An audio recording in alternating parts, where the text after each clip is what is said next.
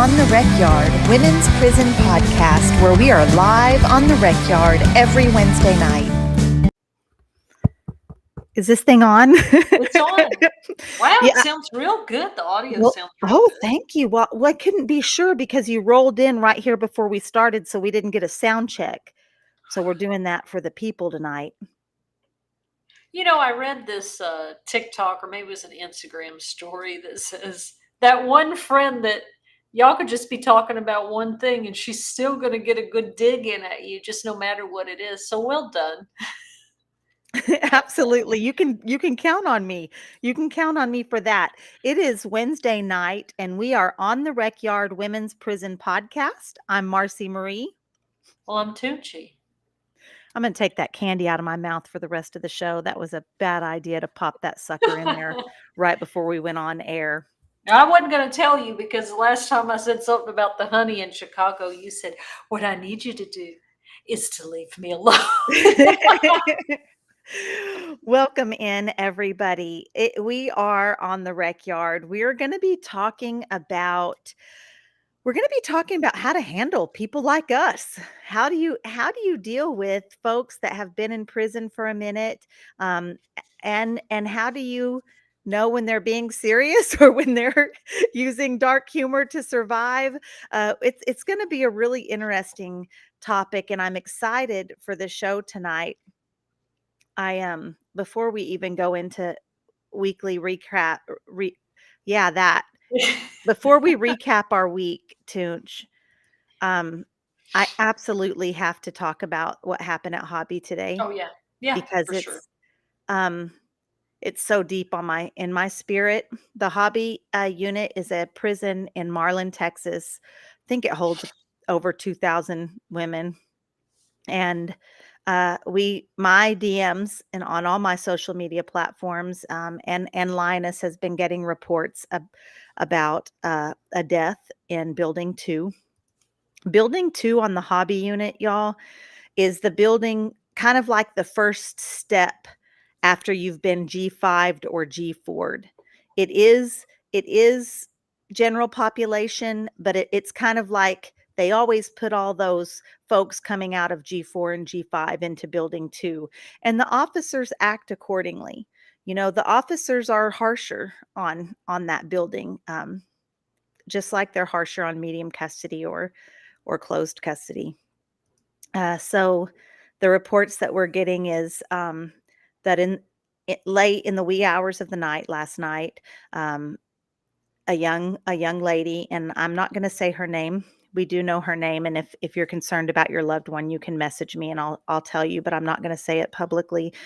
She's 25 years old, and she was saying she told people she's having chest pains. I've have at least 10 DMs saying that the girl was at her door saying she had chest pains. The whole dorm is starting to bang on their cell doors and holler out to the officers. And Toonch, you've lived that. You've lived that when there was an emergency and we couldn't get staff to respond, how we would all just be frantically grabbing our cups or whatever we had that would bang, our locks that would make a loud noise on the steel door, and everybody, like, we would think if the whole dorm would get to going, they would come in. The officer, at least one, came in and gave those ladies the middle finger. And I also have several reports that not only did they get the middle finger, but they got like their hands rubbing their eyes like crybaby motion and left. Hours later, they rolled the doors for chow and found that 25-year-old's body there on the ground. Approximately 45 minutes later, medical came in. The nurse, I can't say, because normally I can say if I have 5 or more, I'm like, this definitely happened. Only 2 or 3 people said that the nurse said, this is what a fentanyl overdose looks like. This is what bad fentanyl looks like. I've heard both of those. And then I will say all of them all of my DMs say the girls said it was fentanyl. I'm sure they probably know that there's fentanyl available or there's drugs available. I trust my people on the inside, especially when it's very consistent and they're all in the same dorm as the incident. Uh, I'm pissed about so many things, Toonch. I'm mad about the response. I'm mad that women in prison do not get taken seriously when something's going on with their own health or with their friends' health. I'm mad that the nurse blurted that out because she was not. That was unprecedented. That was unprofessional for her to say that. We don't know, and that may have been. I don't know, but we don't know, and she doesn't know either. I have been on Right. the phone talking to everybody, every professional I know that knows about overdoses and what they look like. And it's really hard to say if someone has overdosed. I mean, like, it wasn't like she had paraphernalia on her, Mhm. okay? Mhm.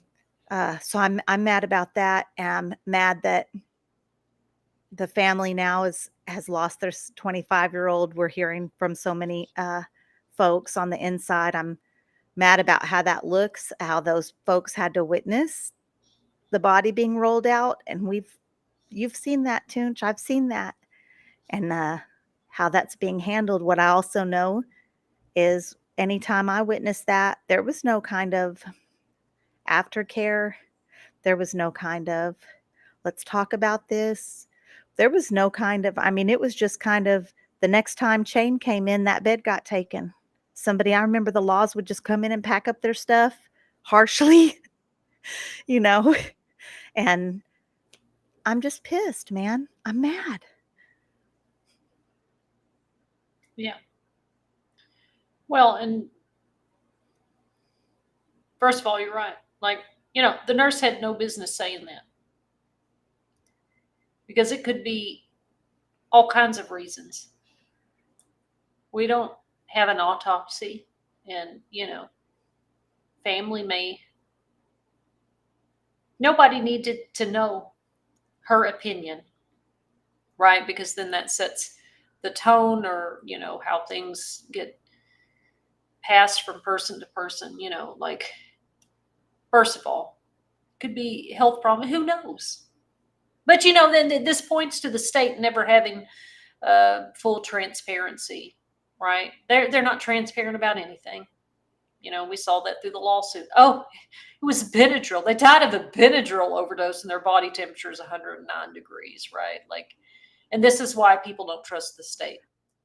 And you are right. Like, they didn't take anything, or very not very often take the things that they just didn't take us seriously about anything, and there was certainly never any aftercare, right? Like, oh, this person just died, whether it was, found passed away, or something happened, or some tragic happened to this lady in the bunk across from me. They just pack her stuff up and somebody else comes in, and it's just, there is no space to grieve or to process. um, we just go on like nothing had, like, so, okay, everybody rack up, and now, okay, counts clear, and ICS is over, go back to watching TV in the day room, and you just learn to compartmentalize it till you don't care anymore. Right. Right. I'm Angela, thank you watching from YouTube, and we're not going to stay on this subject. We're going to get to a lighter subject. I did have to address that, and probably I should have warned folks a little bit before I did. So I apologize for that. Honestly, it's triggering, and it triggered me too. Absolutely. But I appreciate you stopping in, and I appreciate everybody stopping in. I see you all in the chat. I see Eric and Shaquille and Diane, Crystal, Laurie, Jerry, Lady Amnesty. Thank you all for already being in the chat. Thank you for liking and sharing the live, and all of the good things that you do for our community here on the Rec Yard every week. Yeah, we won't stay in this space, right?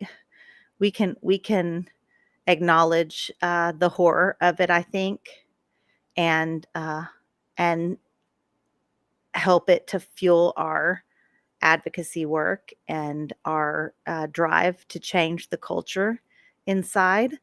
I will say, I posted a video on TikTok, and one of the comments on TikTok was from a former staff member who was an officer while I was incarcerated. And seeing her comment grounded me, because I did remember that had she been on duty during that kind of an emergency, she would have handled it. She was someone, we couldn't break the rules with her. Don't get me wrong. She wasn't about that, and she would write a case real quick. She didn't, but she was fair, and she was consistent, and she showed compassion. She never made us feel like we were not humans. And so that helped me remember that there are people on the inside, on both sides, that are fighting also for change. And if you're working in the Texas prison system, man, what is that saying? See something, say something. And I know that's a dangerous place to do it. I know that's a dangerous place to do it. Well, and I do want to honor that grief is something that I don't think most of us are very good at. Some people do it better than others, and I don't know. I don't know if it's our culture, our society. We just don't always handle grief. And Mandy, uh, she said something very impactful about grief to me one day. We were just talking about the very intense feelings we feel, and we're just talking about our journey. I was talking about my mental health, and she said, I don't know if we know how to deal with loss. And I think that feeling of loss, I just don't think we know how to process it very well. And it just feels like loss and grief and loss and grief, and it shows up in a myriad of ways. And I just don't think we always do a good job of it. So it's okay um, to feel it, to express it, to own it, to share it, right? That's how we get through it. So um, it can be triggering, right? But we speak truth to power. And if we can't be honest about things that happen, we can't be honest about the way that they intensely make us feel, then we're never going to get through them. Yeah, absolutely. Absolutely agreed. So thank you. Thank you, On the Recyard family, for letting us talk about that for a moment. We could go ahead and get to this part of the show. Let's do a weekly recap. Someday we're going to have really jazzy professional transitions. It'll Tucci, happen. It's do coming. you even know what has happened? Oh, I was with you. Yep. I was I with was you going to for say part of the week. you blocked it out already. It was so no, but we spent the weekend together. We went to the Visions After Violence um, event where the fellows got to showcase their project. Mandy, brother Rob, and Cyrus showed their projects. It was really great. Well done, beautiful. We went to dinner. We all hung out. Gosh, and then Sunday we went to the office with several advocates and talked about the Sunset Review report and making comments at the hearing. And so that was half of the day. And you were coming straight from LA. Yeah, I flew into Austin from LA, which was really a great trip, very productive. I got to see my friend Rosie. She was on last week's podcast, so if you missed it, make sure you go back and watch it. Rosie O'Donnell is makes an appearance, and we are discussing the Menendez brothers case. I got to stay with her and visit with her, which is always such a pleasure. We talked about our a few projects we have going on, but mostly we just chilled and relaxed, which is always wonderful. And then I stayed with her just one night, and then I had to get to work with my Represent Justice team, working on my short film. I got to go to a screening of several short films about criminal justice work. different, all different aspects and avenues of it. Very inspiring. I was like at the Creative Artists Agency, which is like a first screening place there in Hollywood, and it was it was fun. There was like a red carpet, and it was pretty fun. But I worked the whole time. I was exhausted. So I get back to Jen's, and I get to fly into Austin. She picks me up. We go to the event. We have like an hour and a half that we can just rest. I fall asleep on her couch while we're resting there, and she allows her cat to just gnaw on my hair. You just let Taylor flat out, and then you didn't stop her. You got the video camera out and recorded her chewing on my hair, and I woke up and I have this slobber. You know how if you drool a little and it's all hard and crusty on your face? I had this hard, crusty ball in my hair. If anybody wants to see that video, and I didn't know it was happening. Mandy was sitting there next to me on the floor. We were watching Halloween. Wasn't it Halloween? And so this one says, I'm gonna lay down for a minute. So she lays down, and we're just sitting there on our phones watching the movie. And then I hear this, and I was like, what is that? Look over there. Taylor is going to town. She was going to town, but if it makes you feel any better, I think she did eat some of it, because yesterday morning, making my bed, this gross looking little nugget falls off of my bed, and it was a big hairball. It was a big hairball. Well, I think that serves you right. Well, it's that dye job probably made her sick. See, now we're not okay now. You're not cool.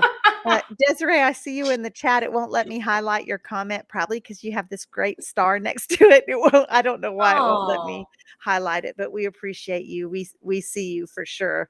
Yeah, so it was a great weekend. Yeah, all the good things, and I'm glad Taylor got a little sick from that, frankly.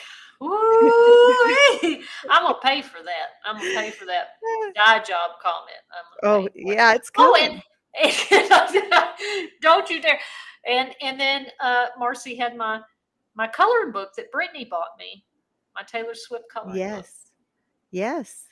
I brought you 2 Taylor Swift things, the T-shirt and the coloring book. Oh yeah, that's right. You bought me the T-shirt that said Taylor for President.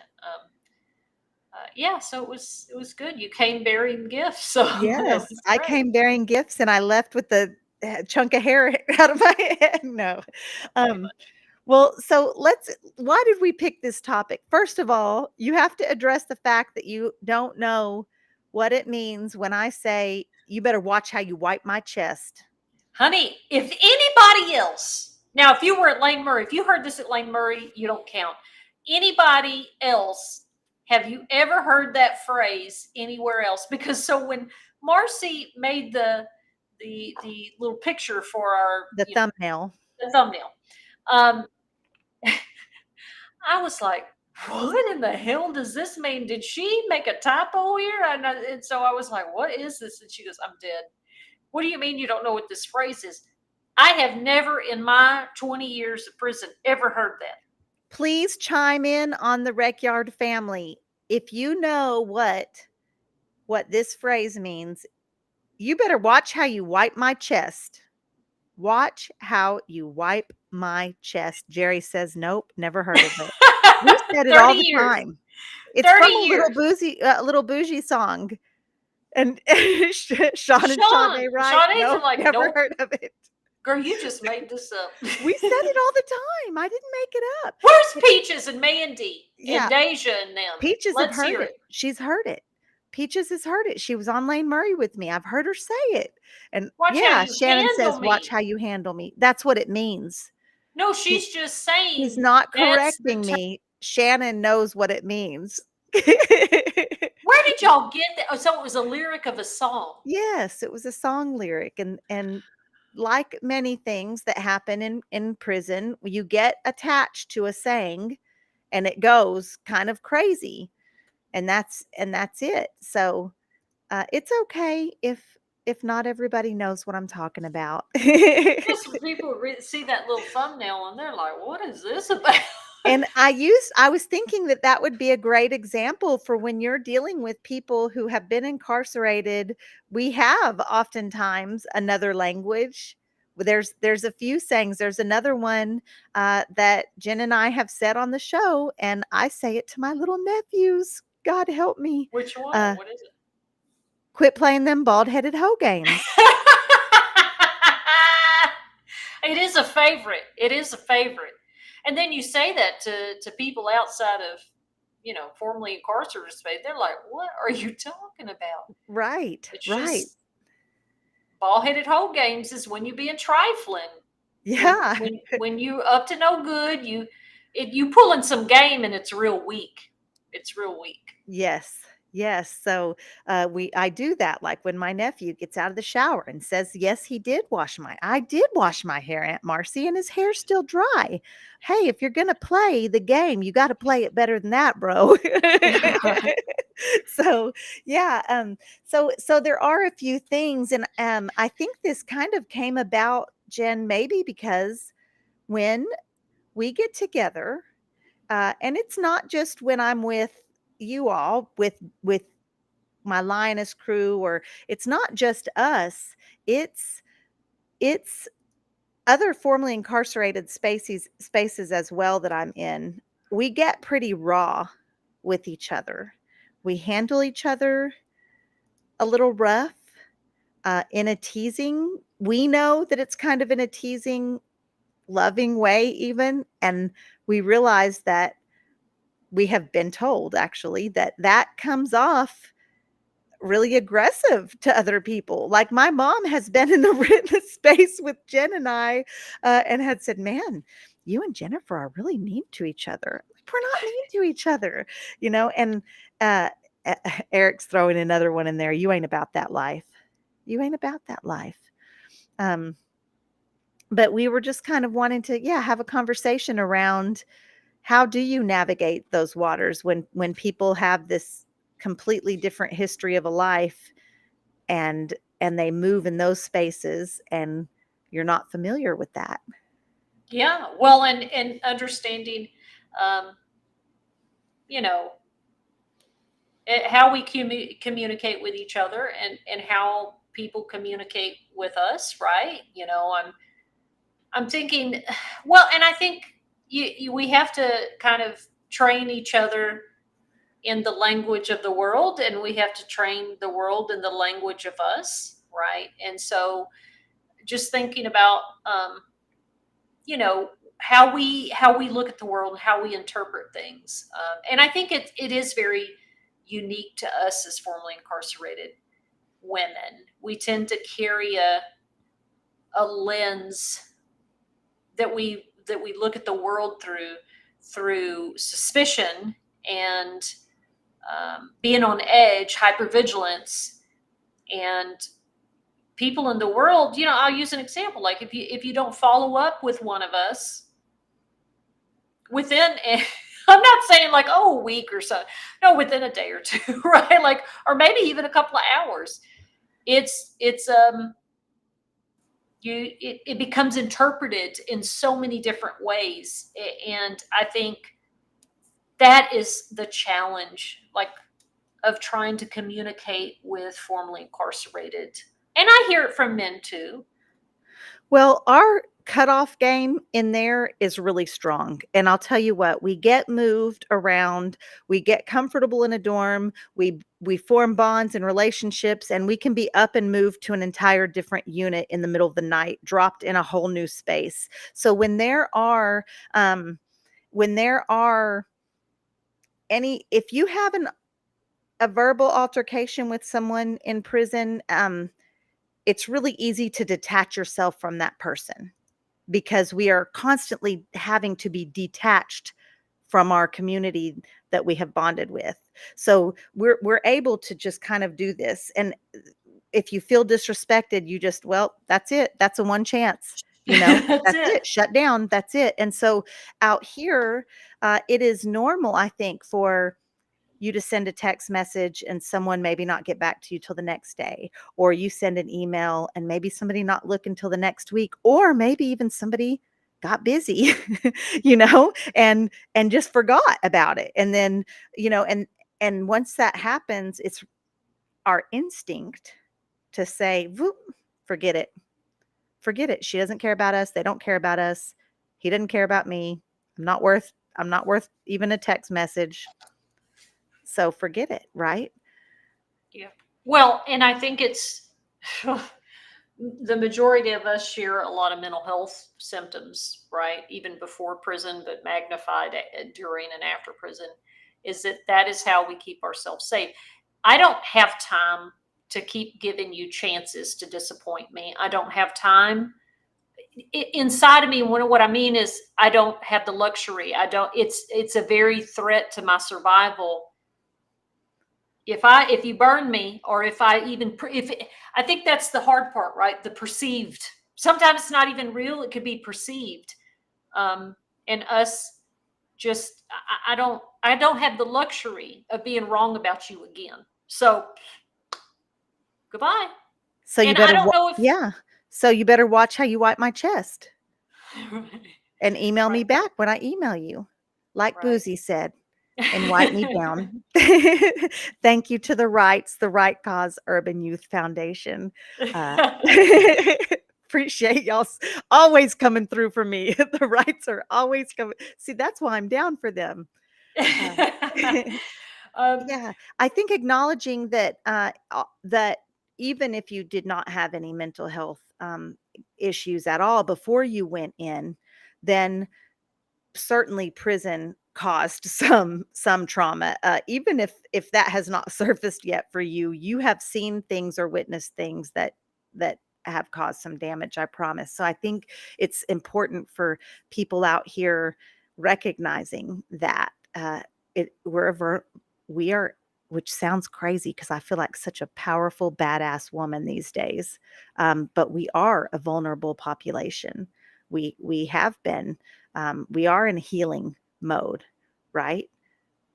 yeah. Yeah, and I think that's you have two things going on. Is the outside world not understanding how to talk to us, and we don't always know how to talk to them. I mean, I've gotten in plenty bad situations, um, still speaking prison language, still behaving in our culture, and in a lot of ways, I don't think that culture ever disappears. I work on it daily to be able to, okay, so maybe that person's not disrespecting me. I'm pretty sure they are, but I am going to offer some space here, which our friend Doug calls stretching yourself. How can I stretch myself to be uncomfortable? Right? I'm gonna give you the benefit of the doubt, but very tenderly. And if this is a pattern, then I'm gonna have to. But I've really had to teach myself, Marcy, to live in the gray area to say, "Hey, people get busy. There's other stuff happening, and maybe they're stressed out. Um, I mean, I think I can do that easier with y'all because at the end of the day, I trust you, and maybe that's the key: is that no matter what ever happens between me and my group of formerly incarcerated friends, doesn't matter. You cuss my ass out. Like, I mean, we might like get into it or whatever, but at the end of the day, I trust y'all's intentions. I trust that you love me and that you care about me. You could punch me right in my mouth, and I think you did karate chop me several times in the throat. But at the end of the day, I know that you love me, and I know that sounds deeply unhealthy, but you know what I mean. Like, Yeah. I don't trust anyone else. So maybe that's why, and I think that we all have a hard time trusting people outside of that circle, and we barely, really, let's be honest, we really barely trust ourselves and each other, and much less anybody else outside that. So what do folks do that are working with formerly incarcerated populations in any kind of work? I mean, I'm talking about jobs that don't even have to do with criminal justice. I'm just talking about in life. Well, I think, um, first of all, you can take trainings that organizations like ours will create. That would be a good way to learn. But I think that it's, I try to explain it like, you know, oh man, is it fair that I have to completely talk and behave in a certain way that this person can hear that feels frustrating? Why won't they just be like everybody else in terms of communication style? And that's the same way of saying, oh, I'm really mad at my coworker.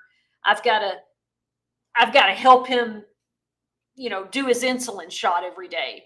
I'm mad at him. Like, why does he have that? Why does he need that? And it's like, well, that's who he is, right? So this is who we are. And if you have somebody in your life, and especially if you're actually working to serve this population, then if you gonna say it, then you're gonna be about it, right? You can't just say, I want to work with system impacted people and be there for them, and then when shit get real, uh, never mind, I can't deal with it. Well, then you just proved the very reason that we act the way we do is that we can't trust people. Mm. I'm yeah, yeah, I think trust is a big thing. I want to try to work on ways that we can bridge that gap, right? That it's and we have good allies and friends that definitely are have never been impacted by the criminal legal system, but are patient enough to hear when we say, "Hey, guess what? We're not just a story about what happened one time in prison. We are all kinds of things, right? We are people that work in the medical field. We are social workers. We are computer programmers. We are all of the things that the laws will let someone with a felony be, and so I think seeing folks, that's a big part of it, for is seeing system impacted people more than just whatever it is that got them in prison, or just the fact that they were in prison. And that is just true of people with disabilities. I mean, that's just true of the population in general. Why, right? We have to start opening our eyes and broadening the way that we see people, and not just immediately sticking folks in these categories when we meet them or see them or hear about them. Yeah. Yeah. Seeing our full humanity, and understanding, I just, so many of our friends and allies who are not formally incarcerated, just being befuddled and just totally in the dark, confused about why am I not landing well, or why did this conversation get shut down, or why have I not been invited back to this whatever thing. And it's like, well, because you've you've you've showed yourself not to be dependable or reliable, or, well, what do you mean? And like, because because we talked to our friend in Dallas, who was at the conference, and several other people just completely confused. What did I do wrong? What did I do wrong? And it's like, oftentimes you didn't. you know a perceived harm is still a harm, right? It's still real to that person. And understanding that you can't. I remember when we were in Philadelphia, remember, we were talking about this, and she was like, I get really busy, and I wasn't able to answer all my emails within a couple of days, or uh, and Brittany walked by and said, yeah, but that phone's in your hand 24 hours a day. And I was like, so that's the way we think. Like, if you haven't responded, it is through the lens of distrust and rejection and lack of care. That is our immediate first response in trying to get people to understand that when you do that, this is what is going to happen with that system impacted person. I can guarantee it. So how do you need to show up for this person? And are you willing to do that? Oh, this is too much. Oh, I'm like, girl, please, you don't have to justify it to me. I have BPD on top of this. So I get it when people don't want to stick it out with me. Fare thee well, then. It's, which is kind of how I feel. So you're either going to be about it or not. while also keeping good boundaries, right? Because we need to keep good boundaries too. What are some other ways, Jennifer, besides like trust issues? What are some other traits do you think formerly incarcerated people have that is maybe hard, or dark humor? Oh yeah, again, it's yeah, people understanding our culture, and especially as formerly incarcerated women, I feel like people don't try at all to understand who we are and what our culture as a group is. They keep telling us how to feel and think and talk, and we're not doing it right, and and we're like, well, we're just being us. This is all we know to do, and why is this so wrong to the rest of the world? It's because you don't understand us. One of the things that a cultural difference from being incarcerated and then the societal cultural difference, is a lot around sexuality and gender. So, for example, in women's prisons, y'all, if you are mask presenting at all, even if you're not a lesbian, you're he. And it's pretty common. Every now and then somebody would be like, "Hey, don't call me he," and we'd try to respect that, but it was so normalized that I came home with my wife, whom I met in prison, and I just who identifies as a woman but is mask presenting, and I just fluently go back from him, her, he, she, sometimes in the same sentence. I confused my family so deeply the first few weeks I was out. My brother, who is so sensitive to making sure he does not offend someone or just wants people to feel respected, like that they deserve respect, and that he wants to give them that respect. He just called me, said, "Marci, I'm very nervous about being around Brittany again. I'm very confused. You say she, you say he, and I don't want to get it wrong and offend him." And just to be quite blunt, Brittany doesn't give a damn. She does not care, because that's how it was in prison, and that's so. Sometimes out here, I'll catch myself doing that same thing, and it can be very offensive. It's a retraining. It's a reprogramming. Right. Yeah, I mean, to me, it really is, yes, mental health and stuff like that, but I really think it's two different cultures, right? Like, what words and values mean in here are very different out here. We've talked about that before. Like respect on the inside, it doesn't have the same meaning out here. It doesn't, right? Because the ways to earn that or to lose it or can be similar, but they're very different. So, I remember I told y'all that I cussed out that little old lady I worked with at Subway. I ended up really adoring her, but she was back there moaning and groaning. They just left me with these dishes, these younger people, and she's just blah, blah, blah. And she's what? Now, you already know in prison how that goes. Say, Right. bitch, you got a problem? Like, I'm going to nip this right now. Like, it was immediate. And the look on her face, Marcy, she was so terrified. She was like, what? I said, because you can just go and say it. And I'm like, and I could feel myself behaving in this way that I knew was not socially acceptable. But it's like, how do you, it's a process, right? Like of learning how to adjust to, another society, another culture, and not violate those norms is it's still hard for me. And it's been almost 6 years. Yeah, it's definitely hard for me too. And even just a storytelling with my families, or my reaction to someone that has harmed people in my family, is not even always like I'm honestly gonna think about going to do it, but I will say something violent, because that's the correct response in a lot of those situations in the penitentiary, and even though obviously I know, so anybody knows my parole officer, I don't need another call to him. I'm not gonna harm anyone. But yeah, for sure we have to retrain. Denise Cherry, our good friend and Lioness sister, a leader in Tarrant County, is watching us from Facebook.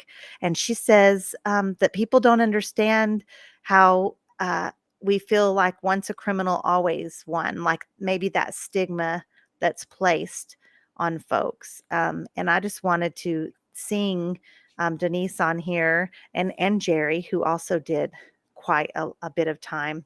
She, there is, we are intelligent. We are an intelligent population, but in a lot of ways, we need education on some things like financial literacy, like technology.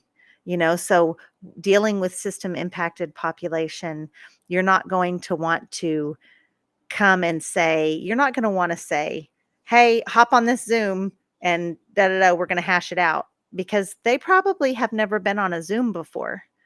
I mean, you have to slow things down a little bit. If you're hosting an event and you're inviting formerly incarcerated folks, you're not going to want to put them up at a hotel that they have to put $100 down on their credit card to get a room, because we're just getting out of prison, folks. That's a tough one for a lot of us. I had a stipulation that I couldn't even have a credit card. I got to a hotel one time, and thank goodness my friend Lori and you were there, Jen, but you didn't help me. Lori helped me, and thank goodness she was there to give her credit card. Honey, we're married, so it's fine. It was coming from both of us. No, you're right, right? Like, because it's not just the communications, and we did a whole show about expectations. Is that, there's this idea that, okay, well, we're going to book your travel, and you're just assuming that I know how to get on a plane, that I know how to get my ticket, that I know what to put in my bag, right? Like, we've had to teach each other that stuff. And here's the deal, knowing that most of us are not going to ask. Now, if we're further along in our journey, we might ask. But it's, you expect a level of awareness and knowledge that we don't have because we've been gone for so long. But then let's talk about too that, when you were talking about I'm more than my story, we know that when people are talking to us like idiots, like children, Mm. like tokens, Oh, absolutely. condescending, patronizing, it, I think, sends all of us from 0 to 10. No, and I've certainly been treated that way at engagements that I've spoke at. I mean, like, they're paying me to speak, and tokenized and unappreciated. Absolutely. Um, I want, this is Malibu watching from Facebook. Malibu is her, that's what we called her in prison. So, and she's one of my favorite people. She got locked up at 17 and learned how to drive for the first time this year, and that's the kind of things. We're oftentimes fresh out of prison. We don't have documents. We don't have an ID. We don't have some of these basic things that folks are looking for. And we're smart enough to do it, but we might need a little guidance. Yeah. Well, and I think that you hit the nail on the head, Marci, when you said the people in our lives, the great allies in our life. And I'm not saying that our non-system impacted friends haven't made mistakes. They have, big time. But with good conversation and trust, they have learned and adapted and said, okay, let me speak the language that you understand. And I'll learn how to speak the language you understand. I'll learn to say, hey, when you don't call me back after 2 days, it creates incredible anxiety in me, and I feel rejected. Right? Like, we have to learn how to communicate assertively and clearly without losing our shit or clamming up. And don't you dare unsend a message. Please don't unsend a message. And I know that there are times that you just unsend it because you're like, oh, I sent the wrong group chat, or hey, what I said was just not really important. I remember one time Mandy said, I know you called me because I unsent that message. I said, well, I mean, I was checking on something else, but now that you said that, she's like, I knew you were going to think I was mad, and I should have just put in the chat, like, I just unsent it because it wasn't important anymore. I was like, because it's that fast. I think you're mad at me. Yeah, yeah, and I think, like, communicating through technology ways, emails, text messages, messenger, WhatsApp, whatever, is it's hard to read those messages anyway. But I dare I say it's particularly hard for people that didn't grow up reading those messages, those kind of messages, right? Like we weren't, I wasn't, I was barely text messaging when I went to prison. So it is hard for us to read tones. And so if you unsend a message, we have 1,000 different things going on up here. You're mad, you're upset at me, I did something wrong, you don't care. Right. And it is. I think it's the again, it goes back to that hyper vigilance of, I tell Lori, it's like we just have this lens that we view the world from our prison culture, which is also infused with not having trust, suspicion. Um, Girl, my brain just went blank. Well, Just went blank, right? And it that's just poofed. I'm It's so it's used to it. menopause, honey. I'm so It's used to that. I'm so used to dealing with that and picking perimenopause. up the slack here, and it's just fine, honey. I got you. I got you. I wanna say We're another rule That's what dealing I with was gonna say. dealing with system impacted folks is, um, if you have found out that they've been to prison because they decided to trust enough to say, or you just knew it as a side piece, or somebody else told you, do not ask those folks why they went to prison. Don't do that. They're not asking you what the worst thing you ever did in your life was. Like, that's just like me just walking up to whomever and just saying, like, what's the absolute meanest thing that you've ever done to someone? Or that you just don't ask that. Yeah. Can you please tell me your most shameful, painful moment of your life, sir? We're just waiting on the buzz. What is it? I mean, don't ask people what they were in prison for unless Just they want to divulge casually. it. Just Yeah, casually, like, oh, because really? they What? do. Yeah, They do. Now, they do. journalists, of course, do, but like the people in your life shouldn't be asking you. They Yeah. shouldn't be asking you. That will come at some point. That will come at some point. I was working at Amazon. I worked there the first year I was out of prison, and it was very structured. It was a great job for me coming out of very structured facility working environment to go to another very structured environment. And I started, my TikTok account blew up that year.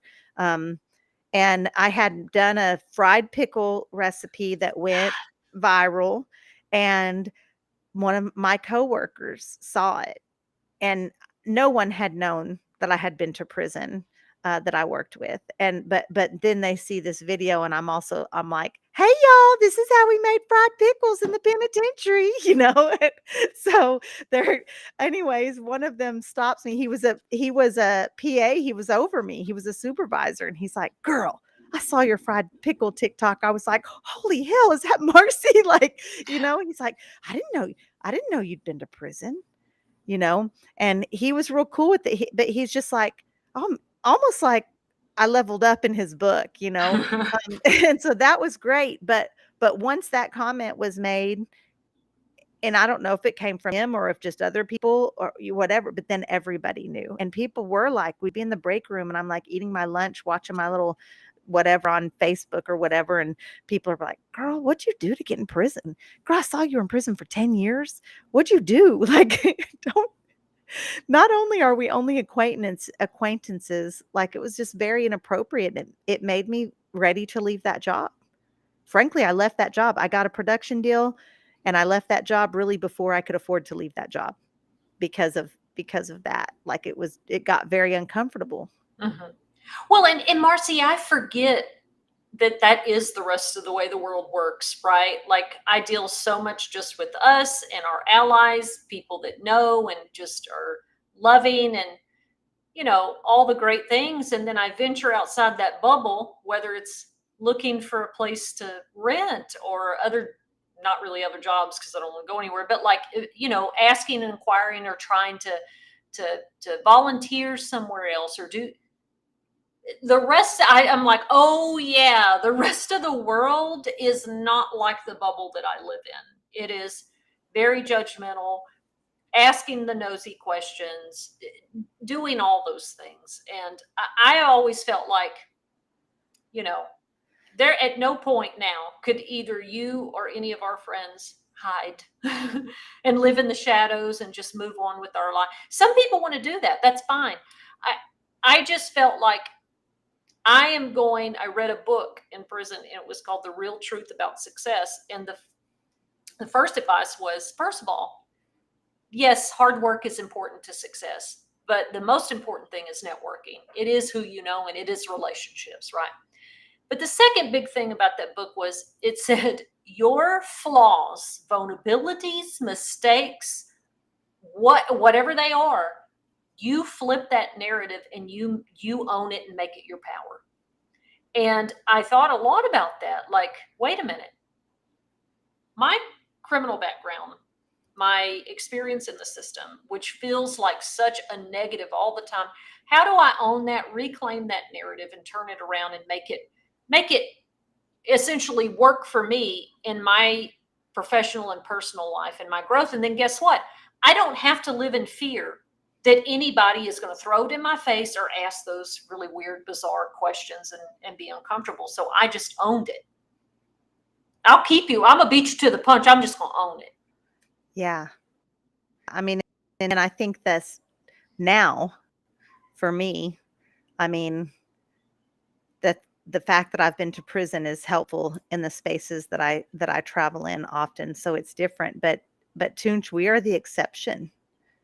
You know, most people getting out of prison aren't navigating these same spaces that we are, and they're dealing with it. Donise Cherry put a comment a little bit ago saying, you know, I got locked up when I was 15. She did over 33 years, and she just has to stay focused. That girl has had so many doors shut in her face. It's not even funny. So let's get to this. People that have worked in prison for free or for pennies on the dollar, if you're in other states, we will work out here. Y'all have got to stop closing the doors on these folks because of their criminal background. I mean, I would say very non-problematic. We take instructions for, like, you can really just tell us very bluntly. We're used to being in a blunt environment. We speak bluntly to one another. We're used to taking directions from a guard. And if you worked in field squad, they were armed. You know, I was used to taking my barking orders from an armed guard. I'm make a very faithful, loyal, hardworking employee who was excited to get paid to work, you know? So we've got to stop that. Absolutely. You make a powerful point. You're not going to find a better worker than a formerly incarcerated person who's ready to put their life together. You're just not. And Marci said, you know, I've told in my workspace, like, this is how I need you to communicate with me. Clear, blunt, very to the point, and also, like, I do like a good explanation to why, but quite frankly, I'm just going to do. And I need you to give me, when I'm dealing with someone that is over me, right? Like, I need your permission. Like, I know how to take initiative. Don't get me wrong, but I still feel like I need that sign off, right? Like that. Yes, no. And maybe that comes from years of, you know, like you said, you know, prison life does to some degree, I think, mirror like military structure of hierarchy and, you know, which is very dominant culture. I do realize that, but that's deeply ingrained in us to say, yes, sir, no, sir, and give me clear direction. You know that Shawshank Redemption where he gets out, it's not read first, or maybe it is read in the grocery store asking to go to the bathroom, Yes. and the Yeah. boss is just looking at him crazy. I've done that. Have you done that? Like, I have asked. In fact, I was in a public space. I wasn't even at my job one time, and I asked an employee if I could use their restroom, and I don't even remember who I was with, but they were like, "Girl, that's a public restroom. Like, get in there. Quit asking."